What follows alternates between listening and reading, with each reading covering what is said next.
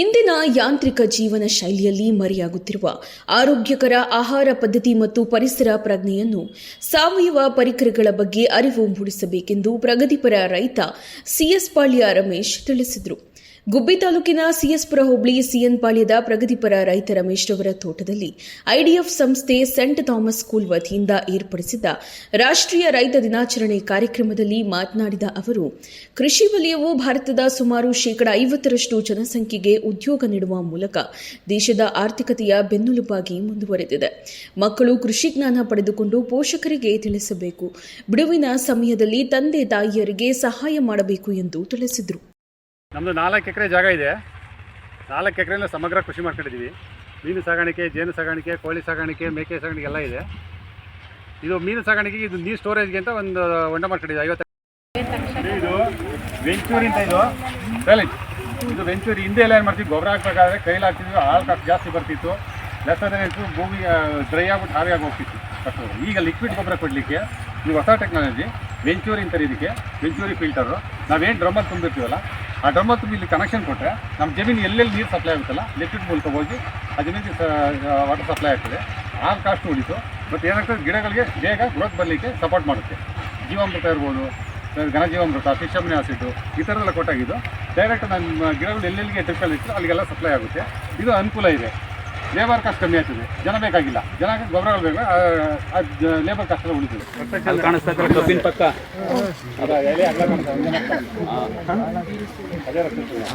ಅದು ಸ್ಟಾರ್ಟ್ ಆಗಿದೆ ಇವಾಗ ಆಟೋದು.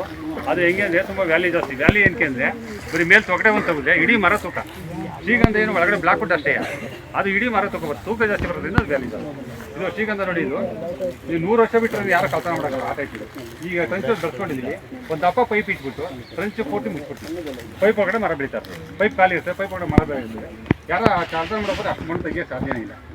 12 ಅಡಿ ಮಣ್ಣು ತೆಗೆದ್ಬಿಟ್ಟು ಕಲ್ಪನೆ ಮಾಡೋಕ್ಕೆ ಸಾಧ್ಯ ಇಲ್ಲ. ಇದು ಹೊಸ ಮೆಥಡ್, ಯಾರು ಮಾಡಿಲ್ಲ, ಹೊಸದಾಗಿ ನಾನೇ ಮಾಡಿ. ಸರ್ ಕೆಳಗಡೆ ಇದು ತೊಗೊಂಬಿಡಿ, ಕೆಳಗಡೆ ಪೂರ್ತಿ ಸೆಟ್ ತಗೊಂಬಿಡಿ. ಒಂದು ಇದು ಉದ್ದ ಕಾಣೋದು ದೂರ ಸ್ವಲ್ಪ ಈ ಕಡೆ ಕಾಣಂಗೆ ತಂದ್ಬಿಟ್ಟು ತೋರಿಸ್ಬಿಡಿ. ಬಂದ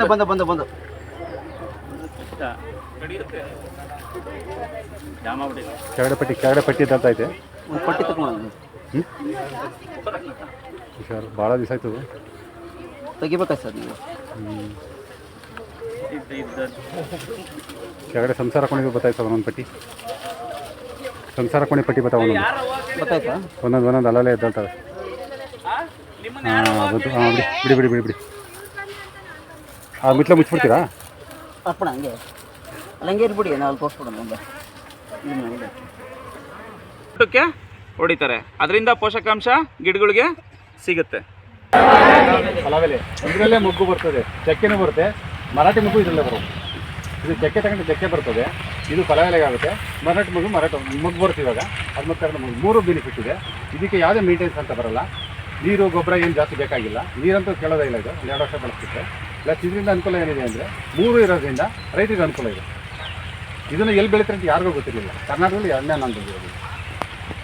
ಈ ಬೆಳೆ ಚೆನ್ನಾಗಿದೆ, ರೈತರುಗಳು ಒಳ್ಳೆಯ ಅನುಕೂಲ ಇದೆ. ಇದು 100 ವರ್ಷ ಆದ್ರೂ ಹೋಗೋದಿಲ್ಲ. ಬಂದಂಗೆ ಕಟ್ ಮಾಡ್ಕೊಳ್ಳೋದಷ್ಟೇ. ಕಟ್ ಮಾಡಿಬಿಟ್ಟು ಚಕ್ಕೆ ತಗೊಳ್ಳೋದು, ಮೊಗ್ಗು ತಗೊಳ್ಳೋದು, ಫಲವೆಲೆ ಬಿಡಿಸ್ತಾ ಇರ್ಬೋದು. ಇದರಿಂದ ಅನುಕೂಲ ಇದೆ. ಹಾಗಾಗಿ ಇದು ಎಲ್ಲಿ ಬೆಳೀತಾರೆ ಅಂತ ಯಾರಿಗೂ ಗೊತ್ತಿರಲಿಲ್ಲ. ಫಸ್ಟ್ ಟೈಮ್ ನಾನು ಈ ಕಡೆ ತುಮಕೂರು ಈ ಸರೌಂಡಿಂಗಲ್ಲಿ ಒಂದು 4 ಜಿಲ್ಲೆಗೆ ಫಸ್ಟ್ ಟೈಮ್ ಮೇಲು ಫೀಮೇಲ್ ಅಂತ ಬರುತ್ತೆ. ಉದಾಹರಣೆಗೆ ಆ ಗಿಡಗಳಲ್ಲೂ ಸಹ ಅದು ನಾವು ಬೆಳೆ ಪ್ರಚೋದಕ ಮಾಡಬೇಕು ಅಂದರೆ ಆ 10% ನಾವು ತೊಗೊತೀವಿ ಅಂದರೆ 90% ಇದನ್ನು ತೊಗೊತೀವಿ, ಅದ್ರ ಮೇಲೆ ತೊಗೊತೀವಿ. ಫೀಮೇಲ್ಗೆ ಒಂದು ಕನ್ಸಲ್ಟೇಷನ್ ಮಾಡ್ಕೊಂಡು ಮಾಡ್ತಾರೆ. ಹಾಗಾಗಿ ಪ್ರತಿಯೊಂದು ಯಾಕೆ ಬೆಳೆಗಳ ಮಧ್ಯದಲ್ಲಿ ನಾವು ಇಂಟ್ರಿಕ್ಯಾಪ್ಟಾಗಿ ಬೇರೆ ಬೇರೆ ಗಿಡಗಳನ್ನ ಹಾಕಬೇಕು ಅಂದರೆ ಇದೇ ಉದ್ದೇಶಕ್ಕೆ. ಅವಾಗೇನಾಗುತ್ತೆ, ಸುಮ್ಮನೆ ನಾವು ತೊಗೊಂಡೋಗಿ ಒಂದೇ ಥರದ್ದು ಎಲ್ಲದೂ ಒಂದೇ ಥರ ಹಾಕ್ಬಿಟ್ರೆ ಬರೋಲ್ಲ. ನಾವು ಉದಾಹರಣೆಗೆ ಒಂದು ದೊಡ್ಡಬಳ್ಳಾಪುರದಲ್ಲಿ ಒಂದು ವಿಸಿಟ್ಗೆ ಹೋಗಿದ್ವಿ. ಅಲ್ಲಿ ಒಬ್ಬ ರೈತ ಸುಮ್ಮನೆ 1000 ಎಕರೆಗಳ ಥರನೇ ಕನ್ಸಲ್ಟ್ ಮಾಡಬೇಕು ಅಂದ್ಬಿಟ್ಟು ಒಂದು 5 ಎಕರೆ ಪ್ಲಾಂಟಿಂಗ್ ಮಾಡಿದ್ದಾನೆ. 1000 ಲಕ್ಷಾಂತರ ರೂಪಾಯಿ ಖರ್ಚು ಮಾಡಿದ್ದಾನೆ. ಇಳುವರಿ ಬರಲಿಲ್ಲ. ಆ ಸ್ಟಡಿ ಮಾಡಿದಾಗ ನಾವು IHRಗೆ ಕಳಿಸಿ ರಿಪೋರ್ಟ್ನೆಲ್ಲ ಮಾಡಿ ನೋಡಿದಾಗ ಆ ಬೆಳೆಗೆ ಸಂಬಂಧಪಟ್ಟಾಗೆ ಅದಕ್ಕೆ ಅದನ್ನು ಇಂಪ್ಲಿಮೆಂಟೇ ಮಾಡೋಕ್ಕಾಗಲಿಲ್ಲ. ಹಾಗಾಗಿ ಅದಕ್ಕೋಸ್ಕರ ಅದಕ್ಕೆ ಅಂದರೆ ಈ ಶ್ರೀಗಂಧದ ಮರಕ್ಕೆ ಸೊ ಸಸಿ ಅದು ಡೆವಲಪ್ ಆಗ್ಬೇಕಂತಂದ್ರೆ ಅದ್ರ ಪಕ್ಕದಲ್ಲಿ ಇನ್ನೊಂದು ಯಾವ್ದಾದ್ರು ಒಂದು ಅಂದ್ರೆ ಅದಕ್ಕೆ ಏನಾದ್ರು ಒಂದು ಗಿಡನ ಸಸಿನ ಆಡು ಜಾತಿಗೆ ಸಂಬಂಧಪಟ್ಟದೇ ಆಗ್ಬೇಕು ಇದು. ಅದೇನ್ ಮಾಡುತ್ತೆ ಶ್ರೀಗಂಧ ಆ ಬೇರ್ಗೆ ಹೋಗಿ ಸುತ್ಕೊಳುತ್ತೆ. ಸುತ್ಕೊಂಡು ಅಲ್ಲಿಂದ ಊಟ ಸ್ವಂತ ಊಟ ತಿನ್ನೋ ಶಕ್ತಿ ಇಲ್ಲ, ಬೇರೆ ಬೇರೆಯಿಂದ ತಗೊಂಡು ಬೇರೆ ಮರದಿಂದ ಅದು. ಇದೇ ಸಂದರ್ಭದಲ್ಲಿ ಸೆಂಟ್ ಥಾಮಸ್ ಶಾಲೆಯ ಕಾರ್ಯದರ್ಶಿ ನಾಗೇಶ್, ಪ್ರಾಂಶುಪಾಲರಾದ ನಂದಿನಿ, ಶಿಕ್ಷಕರಾದ ಲತಾಮಣಿ, ಹಿಬ್ಜಾ ವಿದ್ಯಾರ್ಥಿಗಳು ಮತ್ತಿತರರು ಹಾಜರಿದ್ದರು. ಚಾಲುಕ್ಯ ನ್ಯೂಸ್, ಜನರಿಗೋಸ್ಕರ.